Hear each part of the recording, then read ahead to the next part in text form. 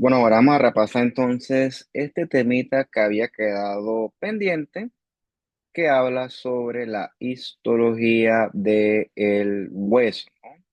Entonces, este es un temita que yo no creo que sea como tal difícil. Difícil es una palabra, pues, un poco complicada para definir esto.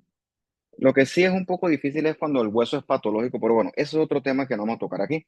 Aquí pues vamos a conocer, lo que usted conoce el hueso, un tejido que es noble, un tejido que es anormalmente resistente, contrasta bastante con los otros tejidos que nosotros hemos conocido hasta el momento y bueno, esto vamos a ver pues. Entonces, como te dije, el hueso ya tú sabes que constituye tu esqueleto, tiene muchas funciones estructurales de protección. En el hueso hay una matriz ósea bien curiosa que tiene mucho calcio también.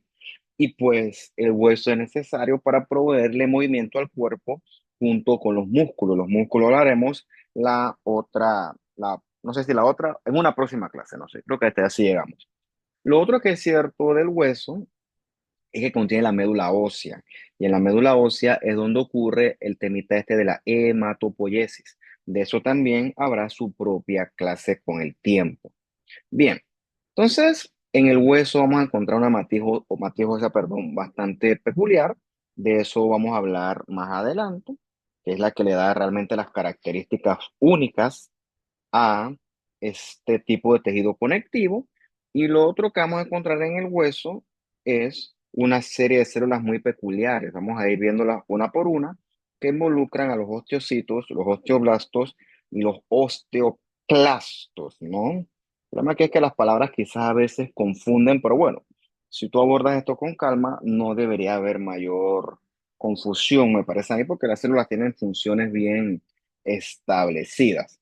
Los huesos están revestidos interna y externamente por tejidos conectivos.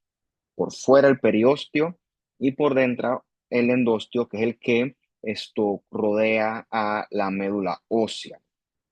El hueso es duro de cortar, o sea, si tú agarras un hueso, el que tú quieras, hueso de un pollo, mm, vaca, yo no sé, el que tú quieras, y agarras un cuchillo, no lo vas a poder cortar por muy filoso que sea el cuchillo, por la matriz que está toda calcificada, la matriz inorgánica. Entonces que el hueso nosotros cuando lo vamos a estudiar, tenemos que primero decalcificarlo, siendo la solución que más utilizamos el ácido fórmico a diversas concentraciones. Hay otros, pero bueno, el que más usamos hoy por hoy es el ácido fórmico. Bien, hablando puntualmente de los osteoblastos, que son células de origen mesenquimal y son, por así decirlo, los albañiles del hueso.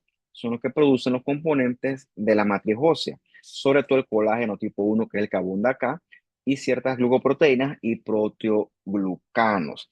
También el osteoblasto es el encargado de depositar la matriz inorgánica del hueso, que sobre todo involucra calcio en forma de hidroxiapatita de calcio.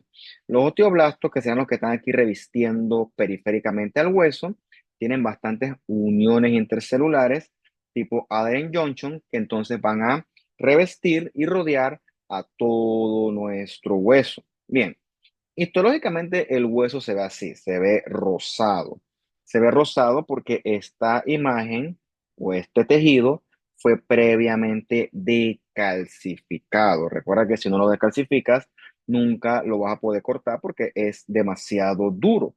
Entonces, ve este tejido conectivo, eso es el endostio, y ves estas células que revisten la cavidad de ese hueso.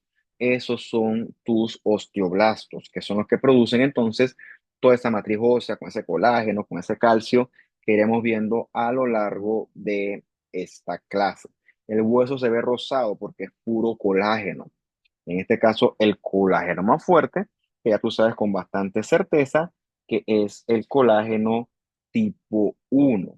Bien, entonces, el osteoblasto es como si fuera una especie de albañil. El tipo produce colágeno, produce calcio y entonces hace una buena mezcla que es la que constituye ese hueso. Así como imagínate una mezcla de cemento. Creo que es un buen ejemplo, por cierto.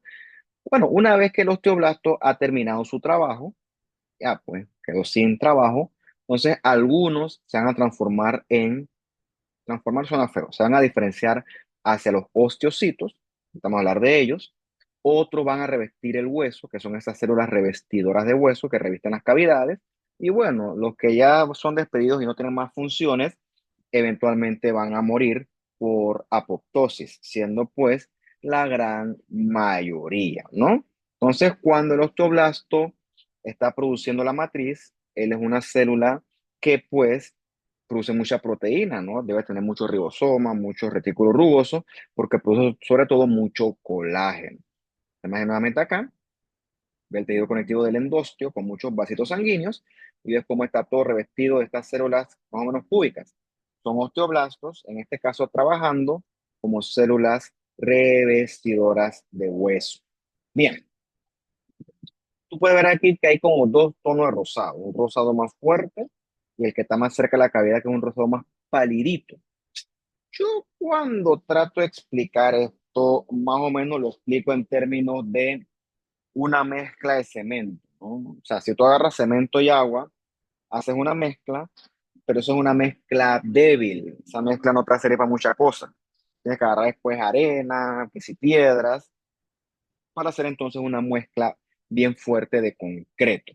Y obviamente todo esto a sus respectivas proporciones. Habiendo dicho eso, yo no sé nada de mezcla de cemento, yo no sé nada de eso. Yo nada más sé hacer patología y dar clases. Y esas cosas también están en discusión. Porque me pones a mí con un drill, con un destornillador, con hermano, no, eso no es lo mismo. Nunca lo hacía. Un machete, ¿no? Un machete a mí y me encontré a mí sin una mano al rato. Así que pues yo conozco mi sitio y mi sitio no está con esos trabajos físicos, pues porque, ¿por qué no? ¿No?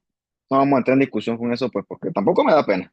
Bien, los osteoblastos en un principio hacen una mezcla de cemento débil. ¿Ok? Ese es el osteoide. Es como un colágeno todavía, no es que es débil, pero todavía está incompleto, o sea, si lo quieres ver. Es el rosadito, ese palidito. ¿Ok? Ese es el material de osteoide. Eventualmente el material de osteoide se le deposita más y más y más calcio, se le crea esas más piedras, más arena, y ahora se convierte en un concreto fuerte, en un hueso fuerte, que es el que está aquí señalado con la E, que sí es el hueso que tú conoces como tal. Ese esa formación de hueso te explica por qué el hueso crece de adentro hacia afuera y se expande. ¿Ok? Eso le llaman el crecimiento aposicional. Eso quiere decir un crecimiento que es de adentro hacia afuera. En esta imagen del libro te ponen el osteoide, aquí, OS, un roseto clarito, y eventualmente al osteoide se le deposita más calcio y se transforma en el hueso maduro, fuerte, con el que tú estás quizás más relacionado. Bien, la mineralización del hueso es un proceso complejo. Aquí lo vamos a discutir en términos simplificados, pues porque esto es mucha biología, mucha bioquímica, y yo siempre te he dicho a mí que mis conceptos no son tan rebuscados. Me parece a mí, ¿no? Quizás eso puedan discutir ustedes, pero bueno, no es mi, no es mi meta explicar aquí algo inentendible, ¿no? Yo trato de hacer este curso que es complicado lo más digerible posible. Bien. Entonces, pues tu osteoblasto produce osteocalcina. ¿Ok? La osteocalcina lo que hace es concentrar calcio, ¿no? Y tu osteoblasto también tiene vesículas que transportan mucho fosfato. Esas vesículas son las de fosfatasa alcalina. Entonces tú agarras ese calcio y agarras este fosfato y entonces se forma este elemento que está aquí en azulito oscuro, que es la hidroxiapatita. Le llaman también a veces hidroxiapatita de calcio. Que esa es la que realmente termina de solidificar a la matriz ósea. ¿Okay? Esa es la que constituye el componente inorgánico de esa matriz. Recuerda que el componente orgánico, que es el rosado, es esencialmente colágeno, ¿no? Entonces, ve aquí como tu osteoblasto produce un montón de vesiculitas, vesiculitas que transportan fosfato, se une con el calcio y poco a poco se forma esa capa de osteoide. Bien, el hueso, yo creo que todas las células que hemos hablado en este curso, todas tienen potencial de convertirse en su contraparte maligna.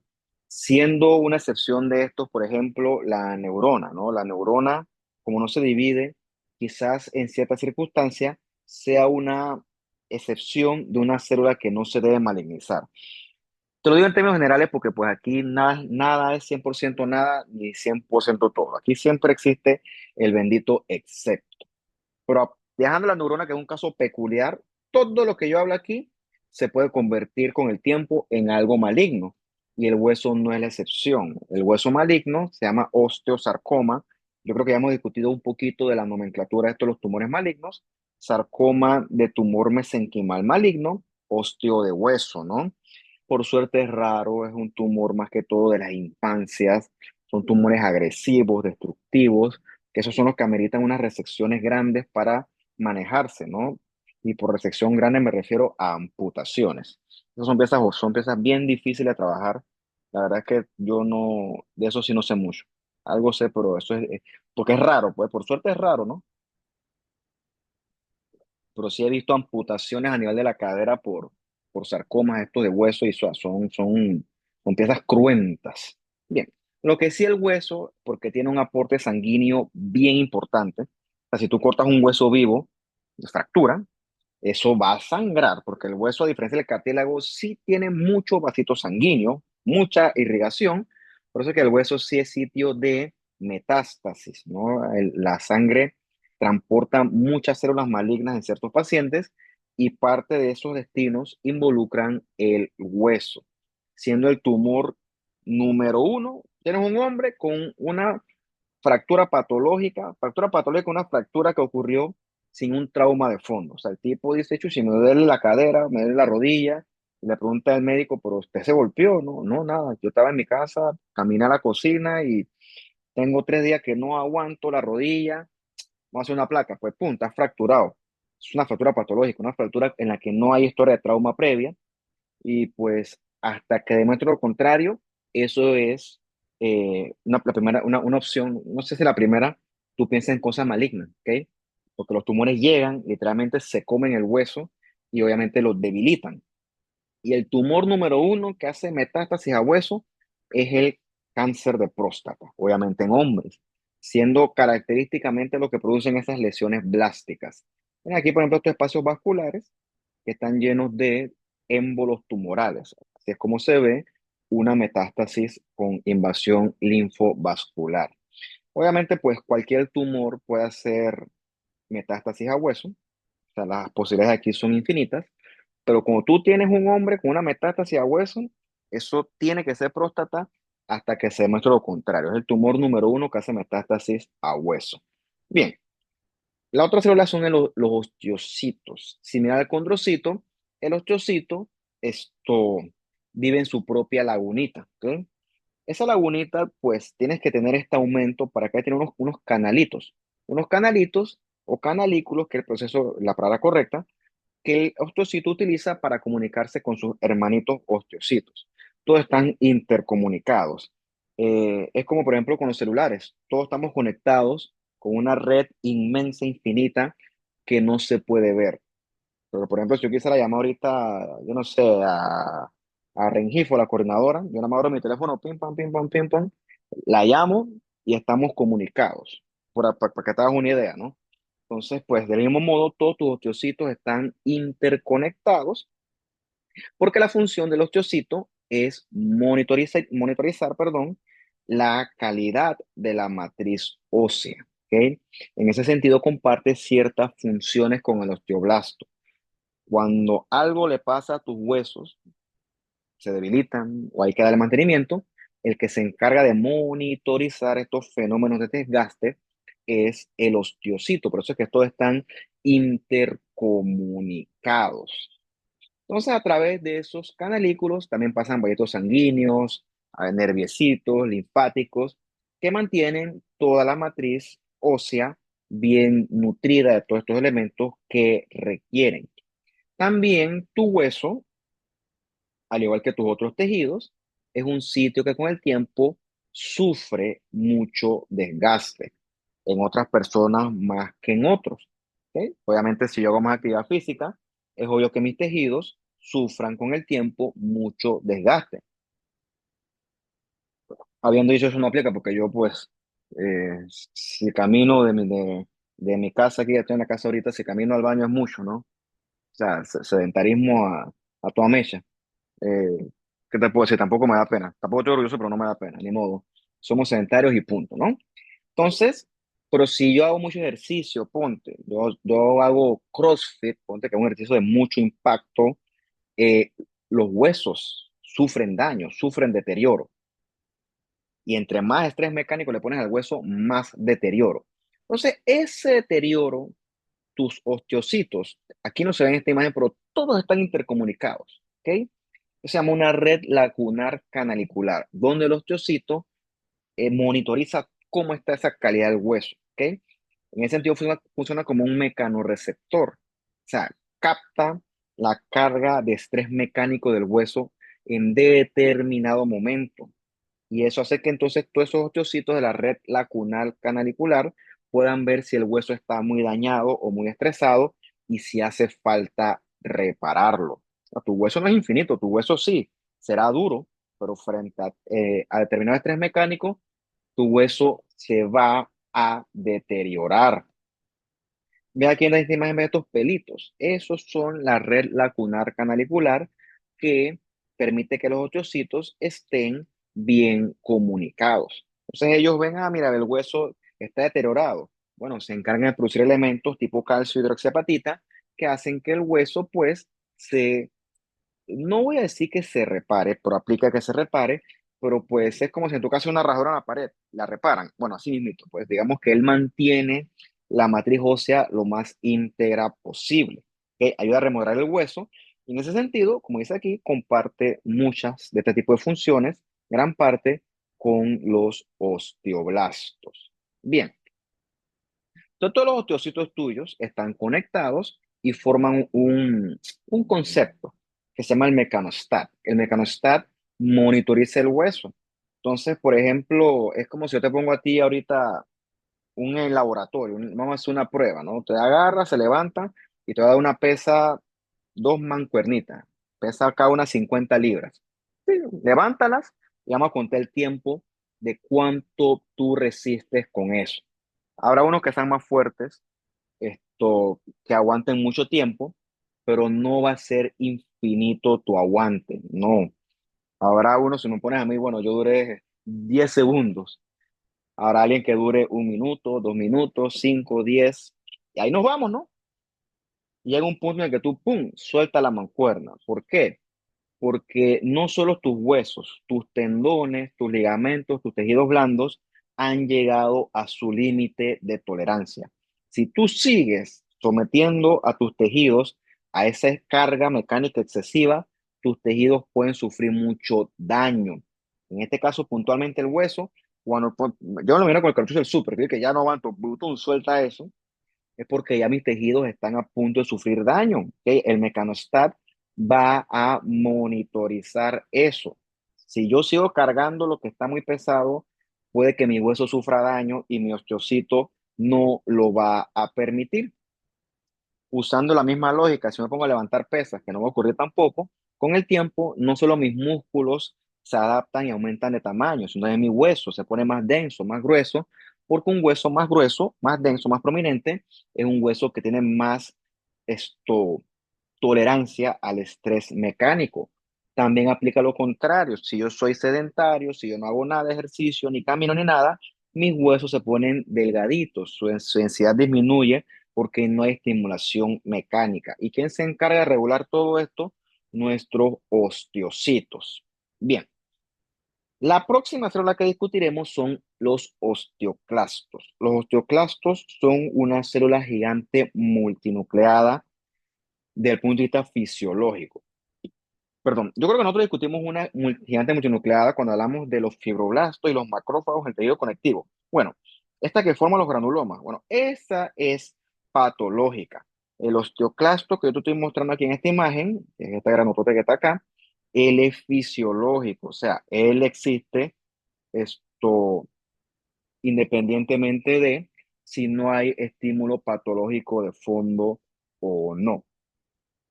El octoclasto, yo me lo imagino como si fuera él una demoledora. O sea, el tipo va pasando por el hueso y se va comiendo el hueso. porque el hueso se deteriora y el hueso hay que irlo remodelando. Entonces, el que se encarga de la remodelación de ese hueso es esta célula multinucleada gigante conocida como el osteoclasto. Bien, el osteoclasto se produce por la orden del osteoblasto, ¿ok? Recuerda que el osteoclasto, es que se parece clastoblasto, quizás son términos que pues se encuentran, confunden porque son parecidas las palabras, pero bueno, no te confundas. El osteoblasto necesita que el hueso se degrade, por lo tanto, él indica que se formen más osteoclastos. ¿Cómo logra esto? Gracias a esta MCSF, que es el factor estimulante de macrófagos, y a ese rank L. Él produce esos dos elementos y entonces los macrófagos monocitos comienzan a fusionarse y formar estos osteoclastos que comienzan a comer hueso como si fueran ellos una demoledora de hueso, hueso, hueso, hueso, y se va todo el hueso remodelando. Claro, eso pues me lo imagino yo así, debe ser un poco diferente, ¿no? Bueno, eso ocurre en sitios enzimáticamente activos que se llaman las lagunas de Hauship o las lagunas de resorción. Es aquí, por ejemplo, el precursor del osteoclasto. Ves cómo hay el rank L y el factor S de crecimiento de estos macrófagos, de colonias, perdón, y es cómo se fusionan y forman el osteoclasto que sí come hueso como tal. Come hueso, pues es una forma de decirlo, creo que lo correcto es decir degrada hueso. Bien, nuevamente por acá, una histología del hueso, el endostio, ya conoces al osteocito en su piscinita, matriz ósea, ve lo palidito que es el material de osteoide y ve estas células grandes multinucleadas en sus piscinitas no, en sus espacios. Este espacio es la laguna de Hauship y estos son los multinucleados, son los osteoclastos. Bien, el osteoclasto, o sea, tira línea, el tipo degrada hueso, o sea, el hueso es un material duro. ¿Mm? El hueso es un material bien firme, bien resistente. O sea que él tiene que tener maquinarias bien especializadas para poder cumplir con este tipo de objetivo. El osteoclasto se adhiere firmemente a la matriz ósea en un sitio que se llama la zona de sellado. Aquí le salen un montón de patitas a él, patitas o proyecciones que se adhieren firmemente al hueso, prácticamente hermético. Eso se llama el borde en encaje. Entonces, en esa zona de sellado, con ese borde en encaje, se genera el microambiente ideal para que el osteoclasto pueda cumplir con su función de degradación del hueso. Después te lees todo esto de acá, pero de forma de resumen, en ese sitio, esa zona es sellado. El osteoclasto tiene un pH súper ácido, o sea, 4.5 es un pH súper ácido donde él puede liberar sus bombas de protones que literalmente le ayuden a él a comenzar a degradar ese hueso. Como aquí, mira, esta me está bien bonita. ¿Ves cómo el tipo va comiéndose el hueso a su paso, gracias a ese ambiente ideal donde él puede utilizar estas bombas de protones, que son estas bombas de H+. H+ es el ion hidrogenión, también se llama un protón, que es ácido, tan ácido que degrada hueso. ¿Ok? En ese sentido, entonces, la matriz ósea se acidifica y se puede comenzar a disolver ese hueso. No solamente hidrogenión, también hay enzimas hidrolíticas, metaloproteinasas, que comienzan entonces a degradar ese hueso. Pregunta, aparte de para reparar el hueso, ¿para qué más yo quiero degradar hueso? Bueno, recuerda que en el hueso hay mucho calcio, o sea que si yo requiero calcio, el calcio, una buena forma de obtenerlo es a través del hueso. Entonces, cuando mi nivel de calcio disminuye por X, Y o Z motivo, tira línea, eso es muy variable, yo tengo las hormonas paratiroides. La hormona paratiroides produce entonces paratormona que estimula al osteoblasto a que produzca RANK-L y este factor de crecimiento estimulante de colonias de macrófagos para que entonces se sinticen a su vez más osteoclastos que comiencen entonces a degradar hueso y mis niveles de calcio se estabilicen. En ese momento tú dices, pero ven acá, pierdo hueso, pero gano calcio. Bueno, si lo quieres ver así, el calcio es mucho, mucho, mucho más importante que el hueso en ese momento. Obviamente, una vez que tu calcio se estabilizó, la maquinaria se detiene, ¿ok? Se detiene y ya deja de producirse más osteoclastos y ya deja de reabsorberse, perdón, de degradarse tanto hueso. En ese sentido, van a tener otra hormona que se llama la calcitonina. La calcitonina que se produce en la tiroides por una célula que se llama la célula C parafoliculares. ¿Ok? Eso me acordaba para preguntarlo por ahí, eso no lo dice en la diapositiva. Cuando ya el hueso, perdón, cuando ya el calcio está estable, la calcitonina hace lo contrario a la paratormona, la frena, porque también es malo mucho calcio. En tu cuerpo todo es malo si está en desbalance. Si es mucho está mal, si es poco está mal, lo que tiene que haber es el nivel adecuado, ¿ok? Si es mucho es malo, si es poco es malo, tu cuerpo requiere es tu nivel indicado, o sea, en balance. La palabra clave, como siempre yo digo aquí, es la regulación. Bien, perdón, tomando café. Como dice aquí, el calcio en sangre disminuyó. Entonces yo libero paratormona, también la hormona paratiroidea, es lo mismo, ¿no? Y la paratormona lo que hace es estimular a que se produzcan más osteoclastos, por eso que ya mencionamos, y se libera calcio del hueso. Otro efecto que hace es disminuir la pérdida de calcio a través de la orina, o con los riñones, y también aumenta la absorción de calcio a través del intestino, siendo el fenómeno neto que el calcio en la sangre aumente. Cuando ya llegamos a la meta, entonces la calcitonina detiene todo este proceso. Resumen, para tu hormona aumenta calcio en sangre, calcitonina hace lo contrario. Calcitonina disminuye los niveles de calcio en sangre y trabajan de esta manera estas hormonas, todo con la tal de mantener el calcio en niveles regulados. Bien, el osteoclasto entonces degrada hueso por razones que ya se discutieron en las secciones anteriores, pero los osteoclastos pueden nacer defectuoso, no tiene borde en encaje y por lo tanto su función es deficiente. El hueso crece, crece, crece, crece y no se va a degradar. Yo nunca he visto esto, se llama de que osteopetrosis, ¿ok? Unos huesos anormalmente grandes, pesados, prominentes, tan pesados que se vencen bajo su propio peso y se fracturan con más facilidad. Tú dirás que un hueso grande es más resistente, hasta cierto punto eso es verdad, pero estos son tan grandes, pesan tanto que pues no son tan resistentes para la bajada. Lo otro es que el hueso crece tanto que oblitera la cavidad medular, el paciente tiene una hematopoiesis inefectiva, por lo tanto el problema real de la parte de sus huesos pesados es que él está con poquito eritrocito, poquito leucocito, porque pues no tiene dónde producirlo, porque la médula ósea está toda obliterada. Bien, hablando un poquito de la matriz ósea, la mitad es puro componente inorgánico, siendo el calcio en forma de hidroxiapatita lo más común.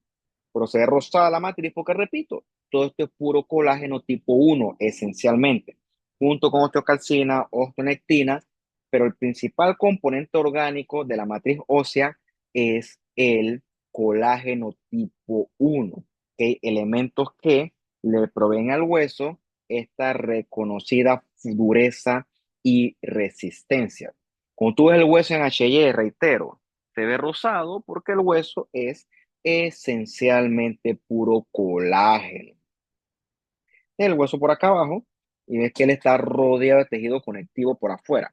Ese es el periósteo, que es un tejido conectivo, como ves en esa imagen, esencialmente denso y irregular, que contiene células no diferenciadas que si hace falta se pueden convertir en fibroblastos y después en osteoblastos para permitir la reparación del hueso. Este periósteo se adhiere firmemente al hueso gracias a esas fibras perforantes o fibras de Charpey, que hacen que estén estos dos tejidos firmemente adheridos y a su vez el periósteo ancla el hueso a su correspondiente sitio. Eso, el periósteo es un sitio importante para permitir que el hueso tenga el anclaje a su correspondiente sitio anatómico. El hueso tiene este montón de células adentro. Esto es la médula ósea, ¿ok? Aquí hay precursores de eritrocitos, de neutrófilos, de plaquetas que no conoceremos hoy. Lo veremos en su respectiva clase. En esta cavidad interna que contiene la médula ósea, aquí entonces adentro hay tejido conectivo también. Aquí no se ve tan bien. Ese es el endostio.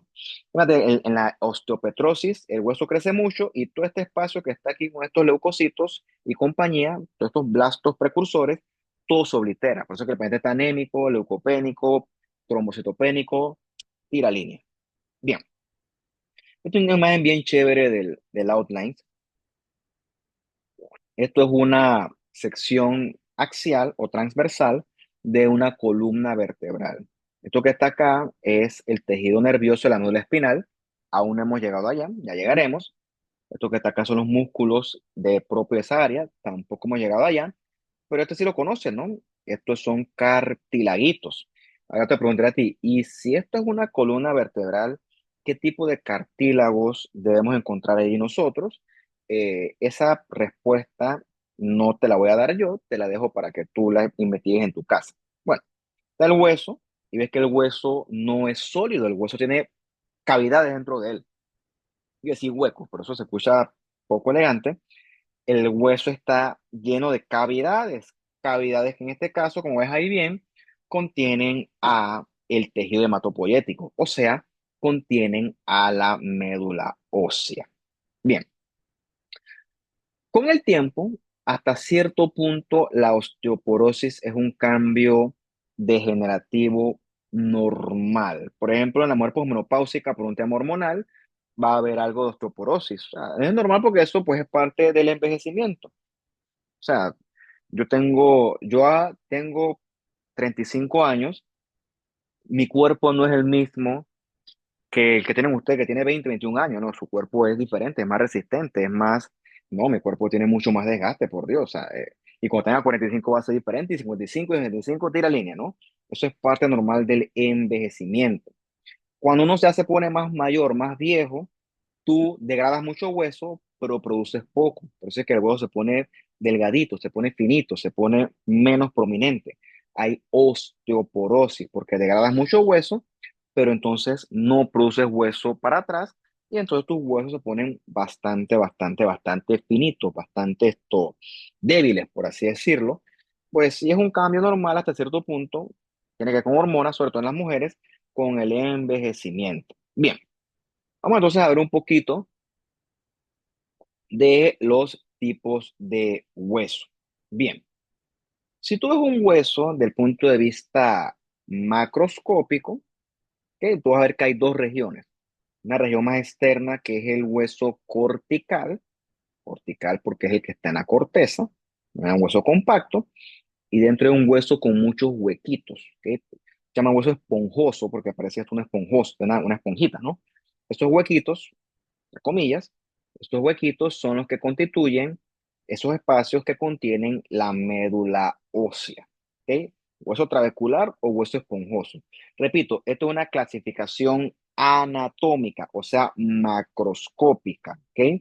La clasificación histológica es distinta, por eso que tengo aquí macroscópicamente, lo pongo con subrayado y negrita porque pues no es lo mismo.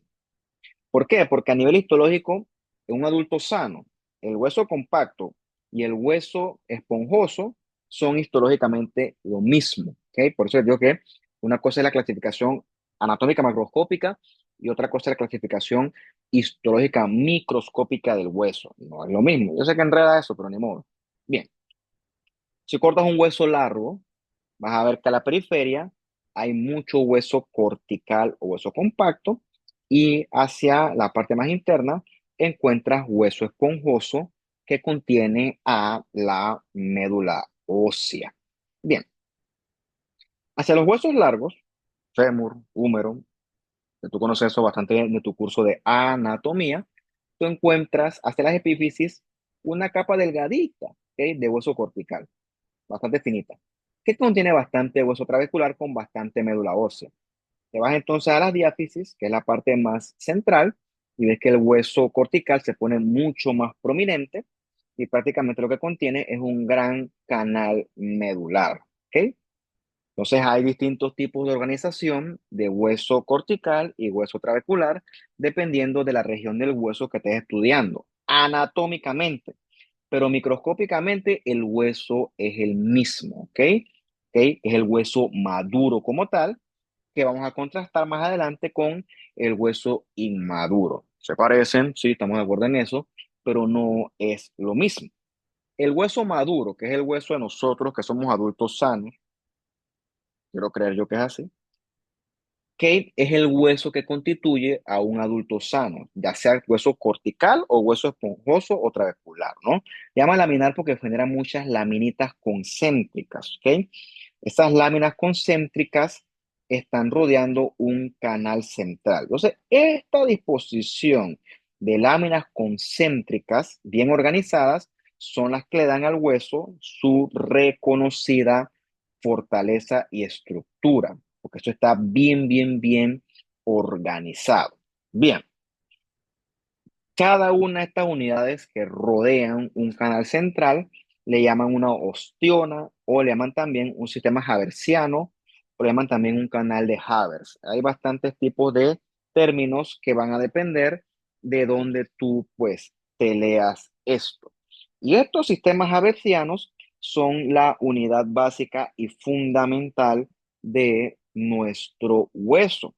En este sitio hay un canal central que provee aporte sanguíneo, aporte nervioso y que mantiene, ¿ves los pelitos estos que están acá? Déjame hacerle zoom.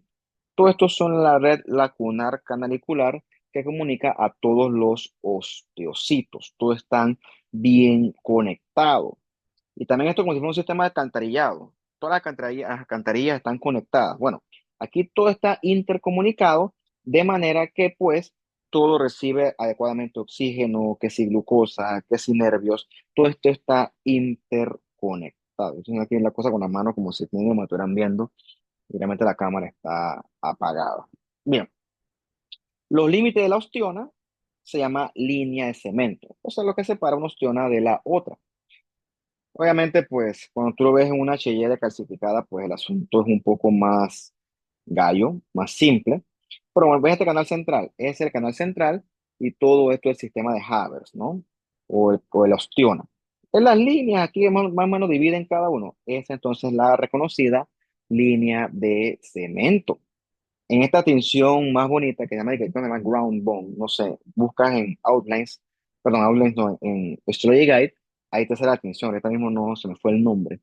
Ves entonces el canal central, ves la ostiona con sus límites que son la línea de cemento, y ves los puntitos negros estos, todos representan entonces a los osteocitos. Bien, la ostiona, unas láminas concéntricas de hueso, más o menos hasta 20 que entonces van a tener un canal central que se va a comunicar con el resto de los osteocitos. Hay ciertos canales entre ostionas que se comunican, canales centrales. Se llaman canales de Volkmann o canales perforantes. Las ostionas hay que con el tiempo irlas reemplazando, ¿no? Se las come el osteoclasto, las degrada. Y de ellas quedan estas láminas intersticiales, que son, por así decirlo, cadáveres de ostionas que ya pues no tienen mayor función. Nuevamente en grande, ves aquí la ostiona, ¿ok? Ves entonces el canal central y ves como si fuera un sol, este montón de procesos o de pelitos que irradian. Todo eso representa la red lacunar canalicular que comunica todos los osteocitos para que monitoricen la calidad de ese hueso. Por acá en una H, ves estos canales centrales que se comunican. Son los famosos canales de Volkmann o canales perforantes. Bien, el hueso, quizás el remodelaje sea lento, pero ocurre a lo largo de toda la vida. ¿Ok? El hueso no es definitivo, no es permanente. Nuestros huesos será lento, pero constante, poco a poco se va reemplazando. Las ostionas que ya no sirven se reemplazan por ostionas nuevas. Y todo eso ocurre gracias al papel del osteoclasto junto con el osteoblasto en producir nuevo material osteoide y en diferenciarse en nuevos osteocitos. Más o menos un año, hasta 10% de tu hueso lo recambias. Obviamente eso no ocurre al mismo tiempo y obviamente pues eso es quizás para una persona sedentaria, pero para un atleta quizás este recambio debe ser más debe ser mayor, ¿ok? Con respecto al hueso y las tetraciclinas, son antibióticos que ya no se usan porque ponían los huesos, los dientes de los, que muchos huesos de los dientes, lo ponían grises. ¿Y por qué ocurría eso? ¿Por qué? Porque desmineralizaban al hueso. ¿Ok? Era un efecto adverso de las tetraciclinas que realmente no se usan por este tipo de efectos. Y pues lo que sí es cierto es que esa afinidad de antibiótico con el hueso ayuda a entender cómo el hueso se mineraliza. No se usa, yo eso es parte ya historia de la medicina, probablemente tú lo desconoces mejor, creo que en pediatría hablan de eso, pero en un contexto más que todo histórico. Hay enfermedades como la osteomalacia, donde el hueso se mineraliza mal. Esas enfermedades se estudiaron gracias al temita este de las tetraciclinas. Bien, ve este hueso que está acá en esta esquina superior derecha, muchas láminas paralelas concéntricas. Ese es un hueso maduro clásico. ¿Ok? Este que está aquí hacia el centro es un hueso que está más desorganizado. ¿Ok? Las fibras de colágeno no están en paralelo, no hay láminas como tal. Este es un hueso inmaduro. ¿Ok? El hueso inmaduro suele ser patológico y tú lo encuentras, por ejemplo, en un hueso que se está tratando de reparar. Siendo el mejor ejemplo, el temita de las fracturas. Todo el hueso inmaduro eventualmente debe organizarse y transformarse en un hueso maduro como tal. ¿Ves este que está acá? Todo esto es puro hueso inmaduro, producto de una fractura. La fractura se está reparando, el hueso comienza a organizarse y antes de laminarse es un hueso inmaduro con menos mineralización, menos osteocitos, menos organización. O sea que es un hueso más débil. Eventualmente debe organizarse y sí se comporta como el hueso maduro clásico que nosotros ya conocemos bastante bien. Esta imagen está muy bonito, deja que el hueso organizado laminar, bien, las láminas bien paralelitas, y vea que este inmaduro, este hueso inmaduro, que no tiene, no, las láminas no están, está todo en aleatorio el colágeno, en desorden. Entonces, eso es un hueso inmaduro, no es tan fuerte. O sea, el hueso inmaduro es un hueso, repito, que suele ser como encontrarlo en un sitio con fracturas, un hueso que está tratando de repararse. Bien, esta es la primera parte de la clase. Déjenme tomar aquí unos 2 o 3 minutos, descanso y ya sigo con la segunda parte. Voy seguido que pues el tiempo apremia.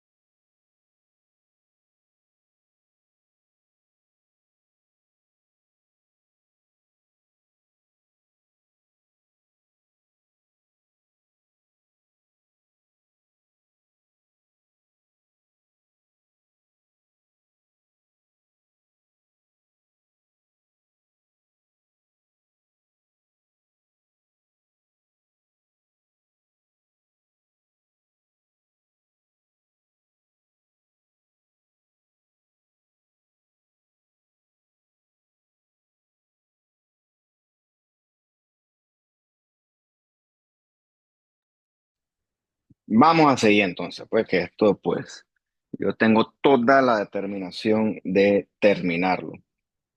Mira que no me encanta este método, obviamente, pues, a mí me gusta ir a la universidad, pero se me está haciendo difícil la logística de la universidad y pues, bueno, eso es otro tema, ¿no? Lo bueno es que se puso este método para recuperar el tiempo perdido. Ya mis temas particulares son otra cosa que no tiene nada que ver con usted, la verdad. Bueno, no importa. Bien, vamos un poquito de cómo se forma el hueso, ¿no? Que es la osteogénesis. Hay dos tipos. Está la osificación intramembranosa, que eso ocurre directamente del mesenquima embrionario, es la que está acá. ¿Ves cómo hay células indiferenciadas mesenquimatosas que se diferencian a osteoblastos que comienzan diligentemente a producir hueso, obviamente en un principio inmaduro? Ves que este hueso está más morado, prácticamente rojo vino. Eso es porque este hueso aún tiene calcio porque no fue completamente descalcificado, ¿ok? Lo comparas con otros que están casi rosados, pues hay descalcificación mucho más prominente. Y la que hablamos nosotros es la osificación endocondral, que es el proceso. ¿Qué pasa, Irana? Ay, de la vida. Dame un segundo.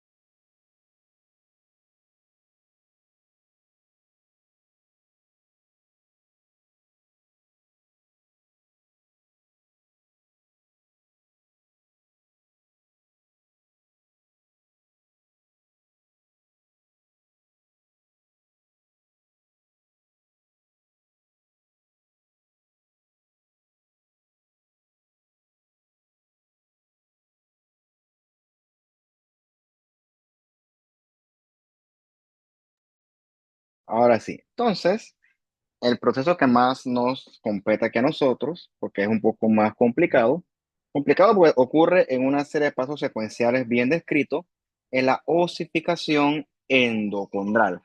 En un principio nosotros, pues, somos puro cartílago, ¿ok? Y pues ese cartílago, somos un esqueletito de cartílago, cuando somos embrioncitos, ese esqueletito de cartílago va a ser reemplazado por hueso. ¿Ok? Ese reemplazo por hueso es el que va a permitir que el hueso se esto amplíe en longitud, o sea, que el hueso crezca.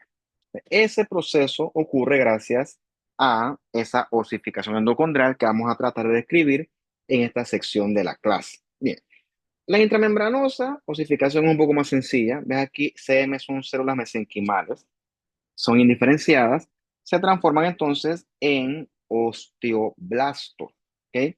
Que comienzan entonces a producir el hueso que ya tú conoces. Primero produce un hueso de tipo inmaduro y luego él se va a ir laminando y se forma un hueso maduro como tal. Ahí llegan entonces material osteoides, se forma hidroxiapatita y eventualmente los osteoblastos se transforman en osteocitos y se forma el hueso que ya tú conoces bastante bien. ¿Qué tipo de hueso va a formarse a través de osificación intramembranosa? Los huesos, sobre todo planos, los huesos, por ejemplo, de la cara, los huesos de el cráneo, se forman de este tipo de osificación intramembranosa. Recuerda que primero se forma un hueso inmaduro y con el tiempo, pues, este hueso se va calcificando más y más y más y se organiza más, más y más y más. ¿Todos aquí han tenido un bebé alguna vez? No han tenido, ¿no? Han interactuado con un bebé chiquito ves que él tiene las famosas molleras. Eso no se llama fontanelas. Y el cráneo de él es delgadito. Ese cráneo tiene que ser delgadito porque es hueso inmaduro, porque ese cráneo tiene que permitir que el cerebro crezca. Por eso es que ese cráneo es así tan finito, por así decirlo, porque es hueso inmaduro. O sea, eventualmente el cráneo se expande porque el cerebro crece y con el tiempo ahí sí se forma un hueso duro, firme, resistente, maduro como tal. Realmente por acá es el mesénquima embrionario rodeando todo este hueso que se está formando por osificación intramembranosa. Bien, la que sí nos toma un poquito más de tiempo es la osificación endocondral, porque es la que ocurre en los huesos largos. Mira, esta imagen está muy bonita, es de Outlines también. Bueno, prácticamente todas las imágenes bonitas mías son de Outlines, prácticamente todas. Ves que en esta imagen, en una manito, un bracito de un bebé, que es puro cartílago. O sea, en algún momento de la vida, nosotros fuimos un esqueletito de cartílago, en este caso cartílago hialino, que ya tú conoces bien. Bueno, en ese cartílago hialino se forma un collar de hueso, ¿ok? Que le permite a los osteoblastos invadir y poco a poco ir reemplazando a los condrocitos por osteoblastos como tal, que comienzan entonces a solidificar ese cartílago y a transformarlo en hueso como tal. Eso ocurre en unos pasos que involucran cambio en los condrocitos, hipertrofia, que mueran después, le quitan el oxígeno, le quitan nutrientes y literalmente el osteoblasto invade el sitio que antes estaba siendo ocupado por cartílago. Esa es la osificación endocondral. El cartílago de hueso, el cartílago de hueso, iba a decir, el collar de hueso agarra los pobres condrocitos, les quita el oxígeno, los nutrientes y se ponen ellos hipertróficos. ¿Ves que están como más grandototes acá esos condrocitos? Al punto que se mueren. Y dejan entonces los espacios libres. Esos espacios libres son ocupados entonces por vasos sanguíneos que traen más y más y más osteoblastos y ellos comienzan a producir estos rosados que está acá, que es esa matriz ósea de hueso inmaduro, que todavía inmaduro porque todavía no está calcificado, por eso que se ve rosado. Mientras que el cartílago sí tiene algo de calcio, porque se calcifica ya en este punto, por eso que se ve morado ese cartílago calcificado que está a punto de ser invadido por esto megadosificación endocondral. ¿Qué pasó, Sol? ¿Qué quieres? Bien, esquemáticamente, en un principio, son un puro esqueletito de cartílago, aparece el collar del hueso, que es que rodea entonces el cartílago, y comienzan entonces los condrocitos a tener cambios, a proliferar y a ponerse hipertróficos. Mueren eventualmente los pobres condrocitos y son entonces esos espacios poco a poco comienzan a ser reemplazados por vasos sanguíneos y por más osteoblastos, que comienzan a ocupar y hacer que el hueso crezca en sentido longitudinal. Llegan más osteoblastos, llegan más vasitos, más y más. Esto permite que el hueso se vaya alargando más y más, ¿no? Ves que casi se alarga tanto hasta llegar eventualmente al hueso que ya conocemos del adulto. Bien, ¿qué pasó? ¿Quieres dar la clase tú? Sí, me ayudaría. Bien, otro concepto importante aquí es el de centro de osificación. ¿Ok? Los centros de osificación son esos sitios donde hay cartílago que es invadido por osteoblastos y que permite que el cartílago que el esqueleto, perdón, crezca más y más. El centro de osificación primaria sería este que está aquí, ¿ok? Que es el que permite que el hueso crezca en un primer tiempo. Y luego en los huesos largos tenemos los centros de osificación secundaria, que son estos que están acá a los extremos. Esos son los centros que permiten que tus huesos crezcan después del nacimiento. O sea, sobra decir que cuando tú naces no tienes la misma estatura que tienes ahora que eres un adulto, ¿no? Porque tus huesos siguen creciendo en sentido longitudinal. Y es gracias a esos centros de osificación secundaria que durante tu infancia, adolescencia y más o menos que los 20 años siguen siendo invadidos por osteoblastos, o sea que siguen sufriendo osificación endocondral y eso es lo que permite que el hueso crezca en sentido longitudinal, hasta repito, 20, 21 años, yo creo que hasta ahí debe llegar en promedio el temita este del crecimiento longitudinal del hueso. Y más nuevamente muy bonita la historia de Guide.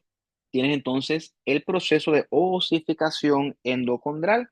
Tienes acá arriba los condrocitos en reposo, aquí no se ven, aparece el collar de hueso, comienza entonces a proliferar el condrocito, bueno, en este caso los condrocitos, y bueno, se ponen entonces hipertróficos, porque no tienen oxígeno, no tienen nutrientes, comienzan a cambiar y comienzan entonces después de la hipertrofia a morir.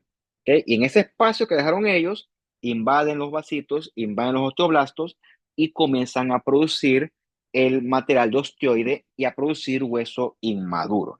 Y esos cambios son los que permiten que el hueso poco a poco se vaya alargando. Esto que está aquí es un hueso largo, ¿ok? Aquí está lo que discutimos nosotros la clase anterior del cartílago articular, que es cartílago hialino. Cartílago hialino y hueso, que es un hueso largo que termina en una articulación.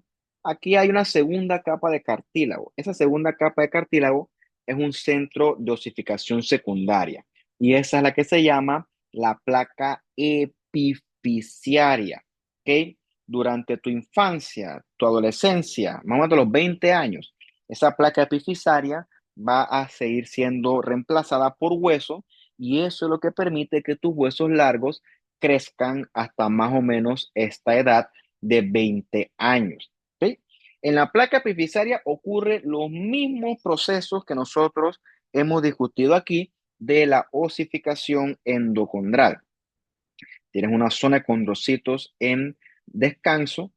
Luego, con el temita este del collar de hueso, los condrocitos comienzan a proliferar, zona de proliferación, luego comienzan a ponerse grandototes, se hipertrofian, luego se mueren y entonces aparece la osificación con los osteoblastos y los vasitos que comienzan a producir osteoide y ese hueso inmaduro. Acá esta imagen del Outlines. Outlines es una página que yo uso mucho en patología, que se llama Pathology Outlines. Por eso es que me confunde Outlines con Histology Guide. Pero en este curso, si yo hablo de Outlines, pues es Histology Guide. Sorry, es que pues ando en todo y a veces me confundo con los términos. Ok, esto es del Histology Guide. Ok, acá arriba está el cartílago tranquilito, en reposo, en descanso.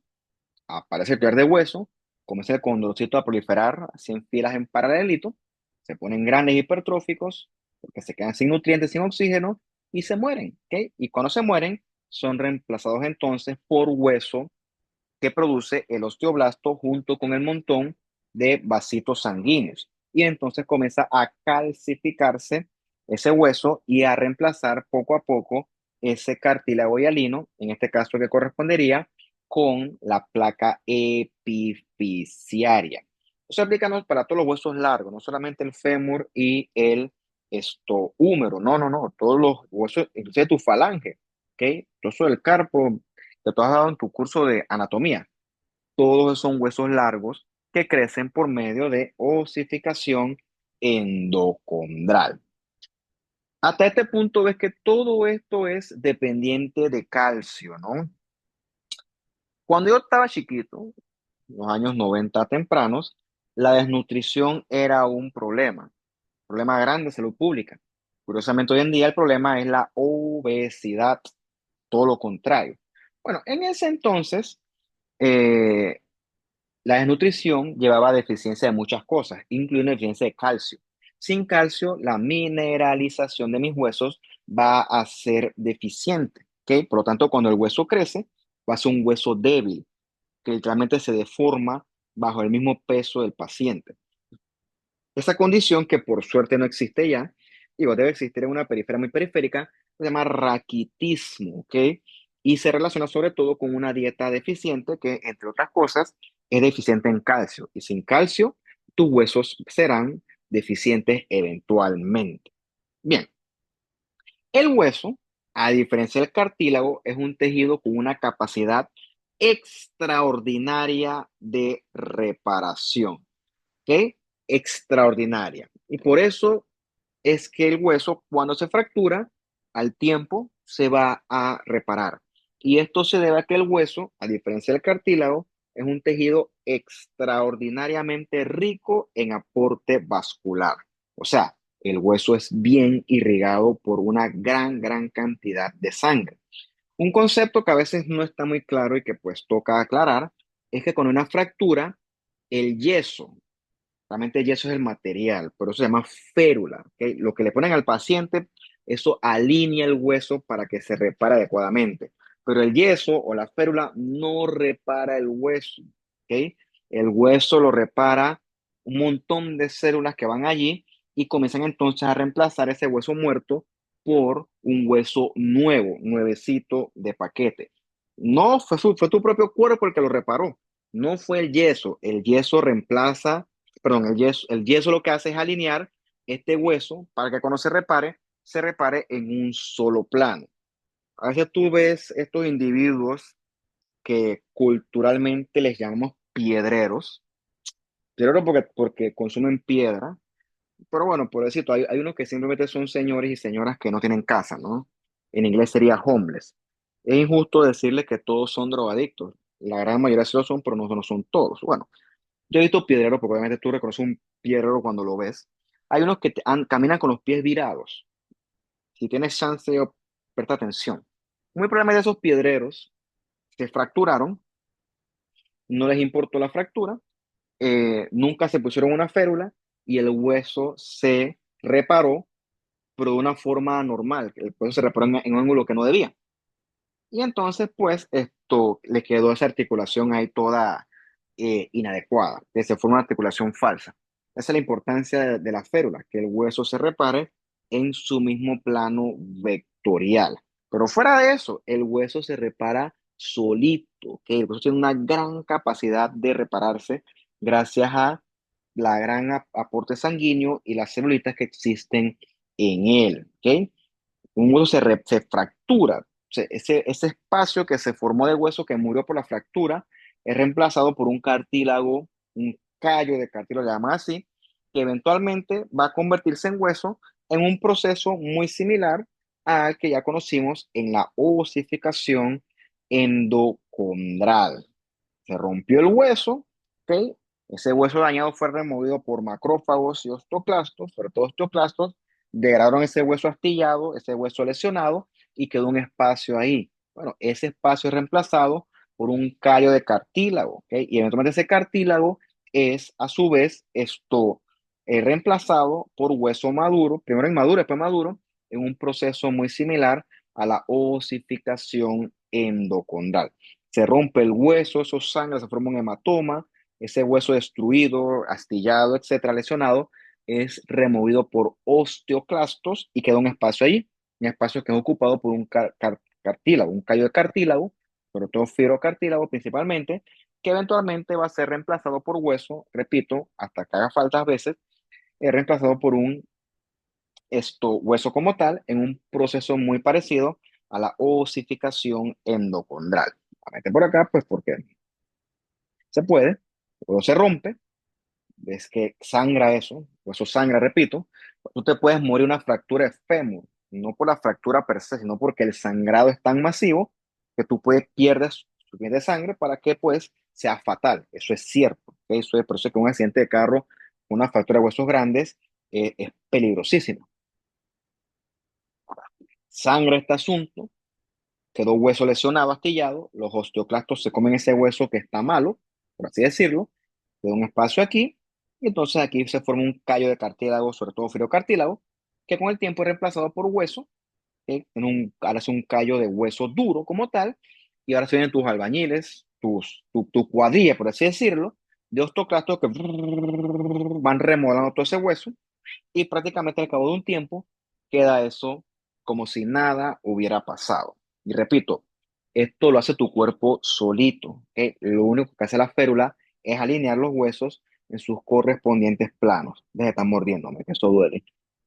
Bien, dijimos que el hueso, aparte de ser importante desde el punto de vista estructural, el hueso también es importante porque es reservorio de mucho calcio, ¿no? Calcio que tú verás en fisiología, que es necesario para que el músculo se contraiga, incluyendo el músculo del corazón. O sea, el calcio es necesario para la vida. Sin calcio no puede haber vida. Es importante dejar ese concepto lo más claro posible. O sea, cuando tú requieres calcio, tú degradas hueso para obtener calcio. Eso ocurre gracias a la hormona paratiroidea. Como tienes demasiado calcio, no tienes por qué producir más calcio del hueso. Deja eso quieto. ¿Quién hace ese efecto contrario? La calcitonina. La calcitonina se opone a la paratormona y así se deja de liberar calcio a la sangre del hueso, porque también mucho calcio también es malo. Estos conceptos que están aquí tienen que ver sobre todo con un tema hormonal. Enanismo son pacientes que por un tema de falta de hormona de crecimiento, su hueso no se estimuló y no creció. Gigantismo son los que producen mucho hormona de crecimiento.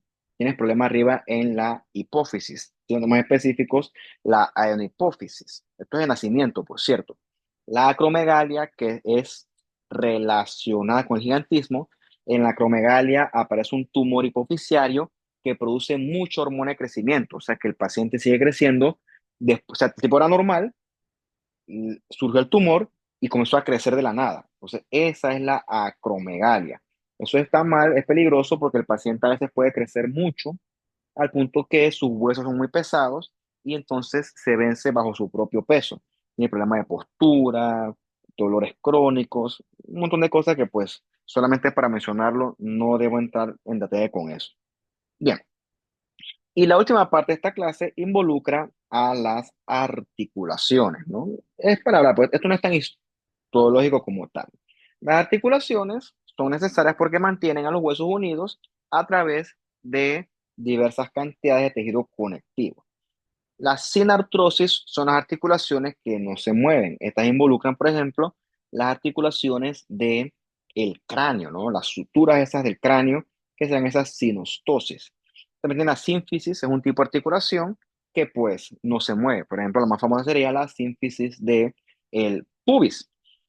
Aquí hay una que me faltó, que son las enartrosis, que son las articulaciones que permiten movimiento en muchas direcciones.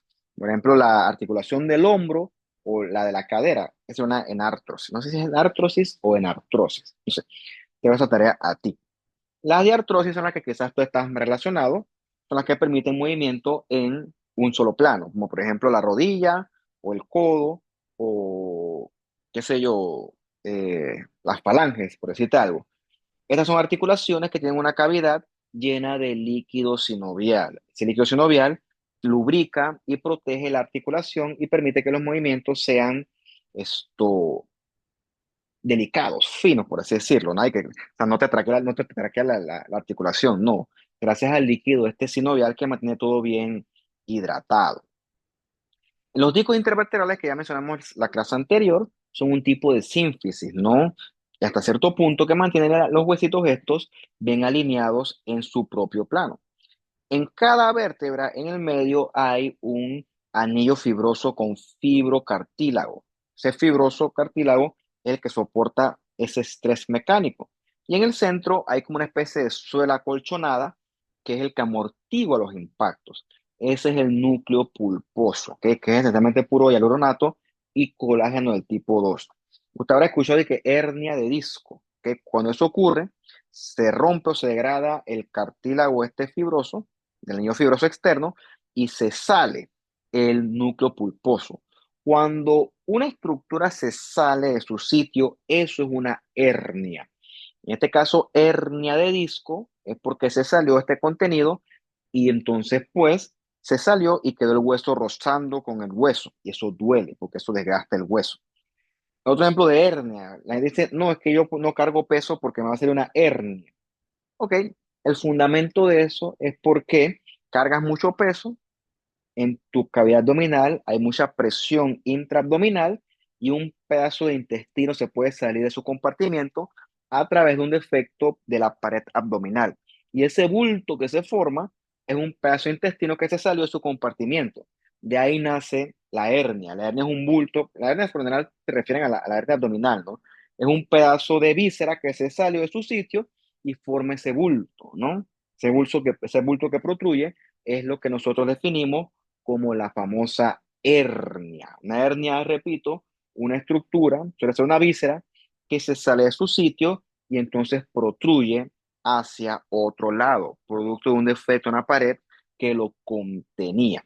Bien, con respecto a las diartrosis, dijimos que son entonces estas articulaciones que tienen entonces una cavidad articular llena de líquido sinovial. Por ejemplo, esto que está con una diartrosis es el hueso con su cartílago articular y ve este espacio blanco, está lleno de líquido sinovial. Y todo esto está alineado gracias a tejidos conectivos que mantienen las articulaciones bien ancladas unas entre sí. Importante, aquí no hay epitelios, aquí hay lo que se llama membrana sinovial, que es la que reviste entonces internamente a estas articulaciones. Recuerda que ves la articulación y ves entonces el espacio este que está lleno de líquido sinovial que mantiene esto bien lubricado e hidratado. Con respecto a la membrana sinovial, hay dos tipos de células. Hay los sinoviocitos tipo A, que son como los macrófagos, tienen funciones inmunológicas, limpian y mantienen bien ordenadita esta, esta membrana sinovial. Y están los tipo B, que parecen fibroblastos, que son los que producen el líquido sinovial, ya que también secretan mucho hialuronato y mucho proteoglucano. ¿Ok? Entonces, ellos son los que mantienen adecuadamente esta membrana sinovial para que pues se produzca este líquido y pues la articulación funcione adecuadamente. Creo que es la última ya. Ah, no, te falta una. O sea, nuevamente, si tú le haces zoom aquí a la membrana sinovial, tú ves que hay una especie de células estratificadas que la revisten. No son epiteliales, se llama la membrana sinovial. ¿Ok? Son esos sinoviocitos que revisten estas articulaciones y la van a mantener. Listo, pues por hoy esa era la clase que les tenía yo. Después tengan tiempo, chance, revisan esto y si tienen dudas o preguntas, me las hacen llegar. Listo, pues chao, cuídense y que estén ustedes muy bien.